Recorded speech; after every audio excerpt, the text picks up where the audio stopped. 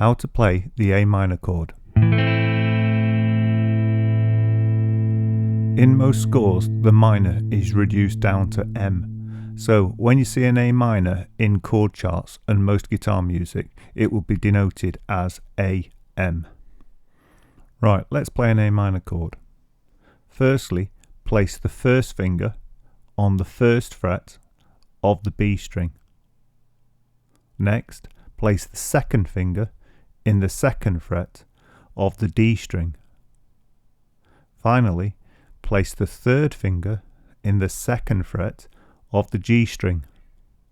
Now strum. Let's see that again on the guitar. Firstly, press the first finger onto the first fret of the B string. Next, place the second finger in the second fret of the D string. Finally, press the third finger in the second fret of the G string. Now strum. You'll notice the X on the bottom E string of the chord chart. This means you shouldn't strum that string. So strum from the A string upwards.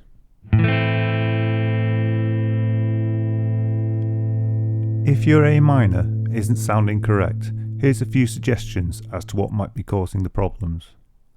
Firstly, check the tuning of the guitar. Take all your fingers off and play the open strings one by one, and possibly check it with a tuner.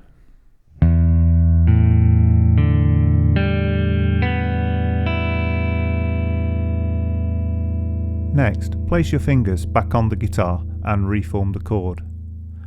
Check carefully that the fingers are properly inside the frets and they're not overlapping onto the wrong frets or even the wrong strings. If your A minor chord still sounds incorrect, you want to check each string one by one. By doing this, you'll be able to find out which strings are at fault, and this will give you a better idea of how you can correct the issues.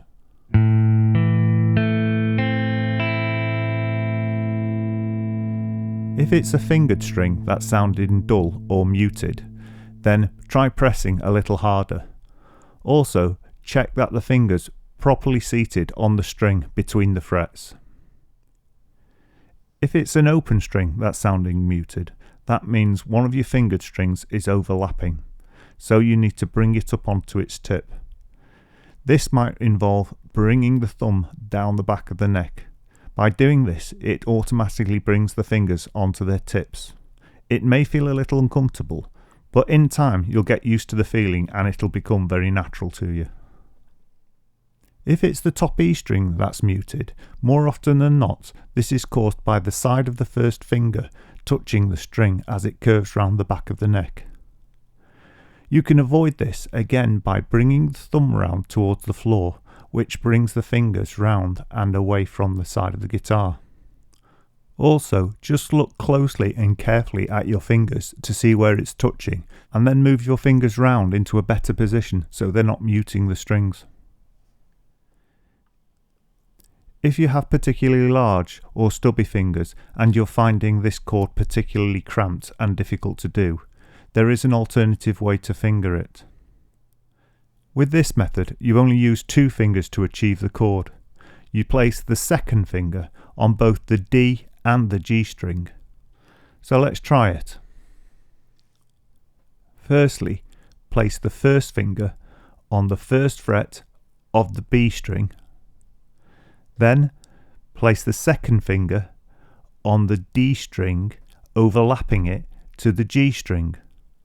Just let it flop slightly on its side so it's covering the two strings.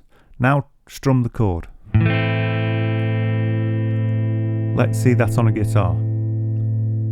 Firstly, place the first finger on the first fret of the B string. Then press the second finger on the second fret of both the D string and the G string. See how it's covering both strings.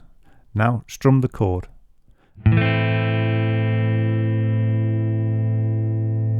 If the chord doesn't quite sound right, just use the steps we used earlier to find out what's wrong and correct it. Whichever way you choose to play this chord, it isn't that important, as long as you're enjoying playing the guitar and you're getting a good sound.